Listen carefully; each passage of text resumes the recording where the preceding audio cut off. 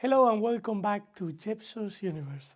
Today we are going to talk about the consultative bodies of the European Union again.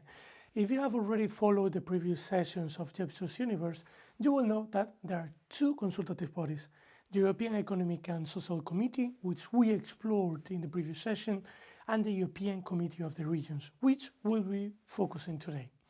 My name is Carlos Gil. I am the Training Director at Yepso and a researcher in European affairs affiliated with the University of Alcalá. I'm also the person who accompanies you every week, helping you navigate this fascinating and, let's say, sometimes rather chaotic universe that is the European Union. Recording these videos, I have to admit that has been quite demanding, to be honest. Finding the time to prepare the content can be a real challenge. To give you an idea, I usually need at least a full working day to get everything ready for a video. And then come the images, the editing. Luckily, I have some professional help for that part, but it's quite demanding anyways. Let me get to the point. I'm not complaining, far from it. I'm just telling you this because I really want to make sure that the time I invest here is as valuable and interesting for you as possible. So if there is any topic you would particularly like me to cover in future episodes, please do let me know in the comments. And of course, a like and a subscription also are always greatly appreciated. Honestly, videos like these focus on such a specific area rarely reach huge audiences, and that is perfectly fine. It's perfectly fine for me. I'm not counting on making a living out of YouTube, but seeing that there are people on the other side who value this work means far more than any YouTube income. And if you think this content could be helpful for someone, please do not hesitate to share it. So let's move on to what really matters, the Committee of the Regions. As I mentioned a few moments ago, in the two previous sessions, we approached the consultative bodies from different angles. In the first one, I gave you a general overview of both as part of that wider constellation of bodies and agencies that make up the European Union, but which are not institutions. If you haven't seen it, don't worry. I will leave the link here, I think, so you can access easily. If this is the first video you have come across, you might actually prefer to pause this one and start with that previous one. In the immediately preceding session, I focused exclusively on the consultative bodies. I will also give that video for you link here in case that you haven't seen it. But I did so from the perspective of the European Economic and Social Committee. Today, we are going to focus specifically on the other consultative body, the European Committee of the Regions. More precisely, we will explore its origins and legal basis, its composition and internal organization, and the consultative powers it exercises alongside the European Economic and Social Committee. We will also see how both bodies contribute to ensuring that EU legislation takes account of territorial diversity and local interests. What do you think? Well, let's get started.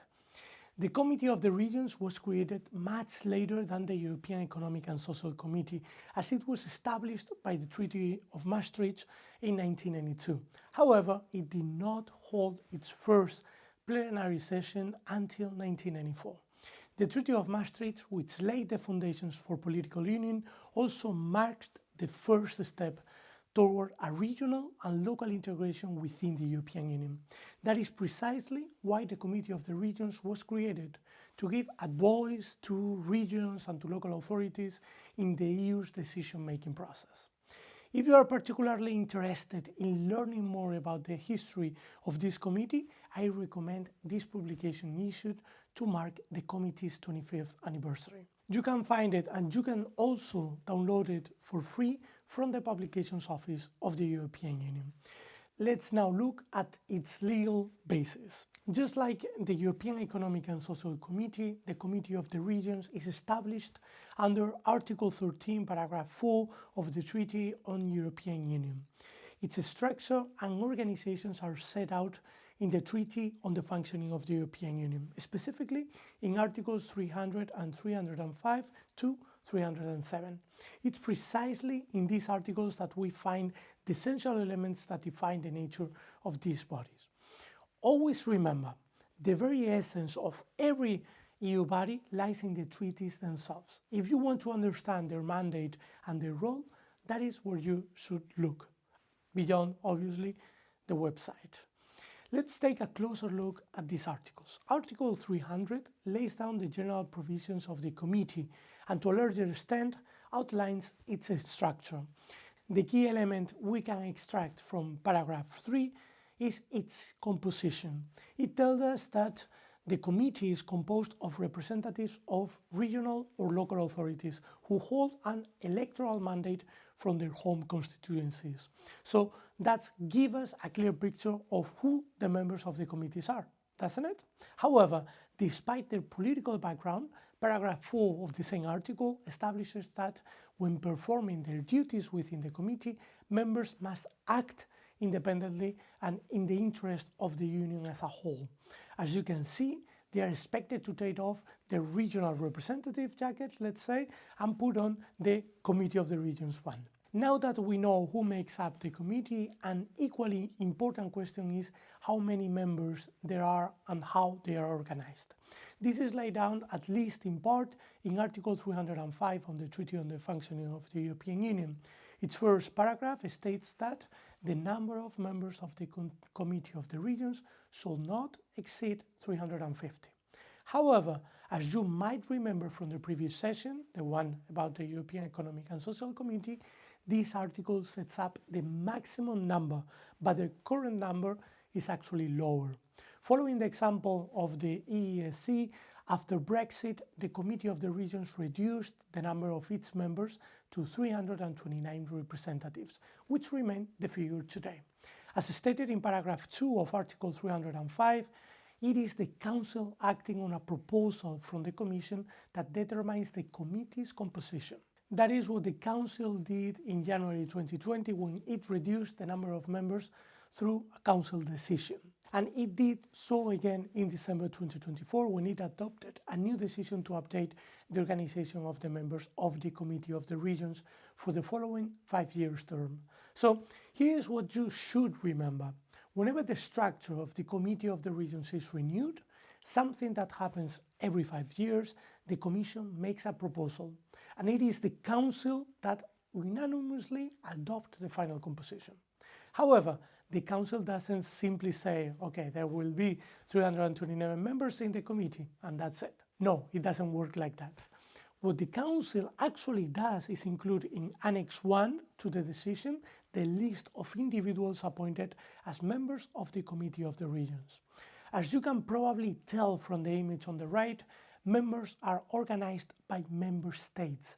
And since I have already mentioned that the committee is composed of representatives of regions and cities from the member states, it won't surprise you to learn that each country is allocated a specific number of seats. That number depends on the population of each member state. But at this point you may be wondering, wait a second here, is it the Council that decides on its own who will become members of the committee? No, it isn't. It is the member states that nominate their national representatives. However, remember that it is the Council that formally appoints them for a renewable 5-year term. So if you ever come across a question that asks, who appoints the member of the Committee of the Regions? Remember this sequence. Members are suggested by member states, proposed by the Commission, and appointed by the Council. This detail, which might seem minor at first, is actually very important.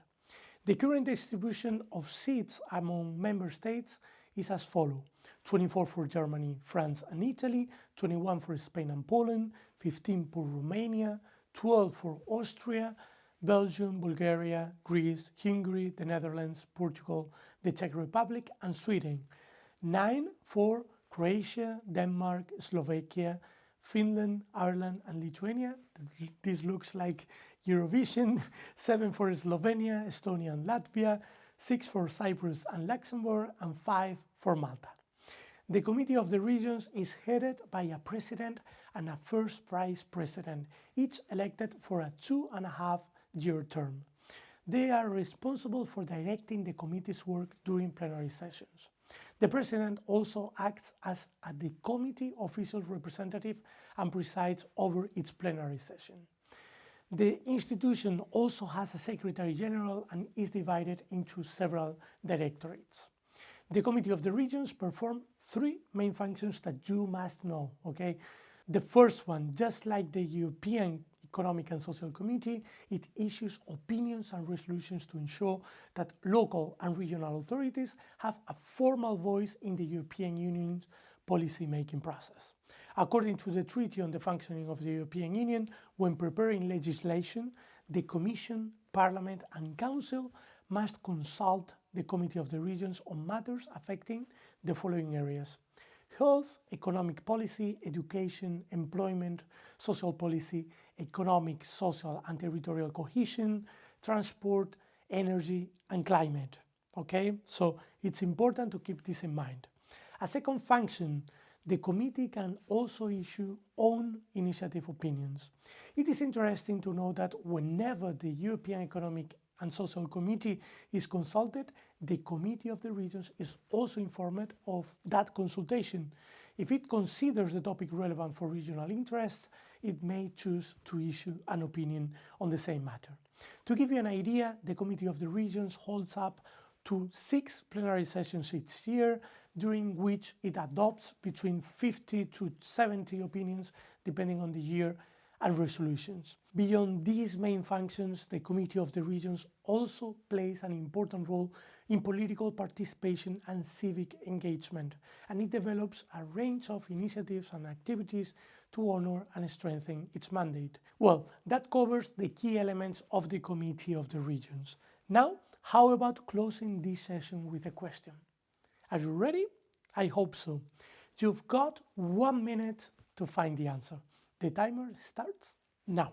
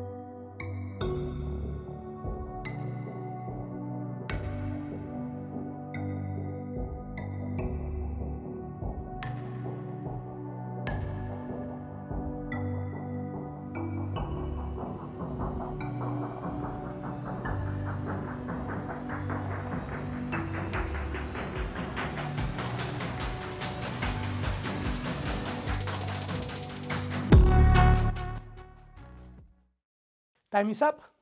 What do you think? I am sure that if you've been following the session carefully, you have managed to find the correct answer, even though I have to admit, wasn't easy at all. The only option that contains an incorrect statement and is therefore the right answer is option B.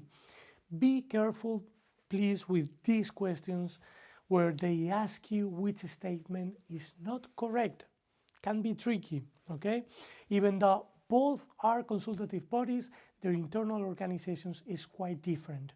The European Economic and Social Committee is structured around 3 groups that represent socio-economic interest: employers, workers, and the diversity group I already mentioned in the previous session, which brings together various organizations from civil society.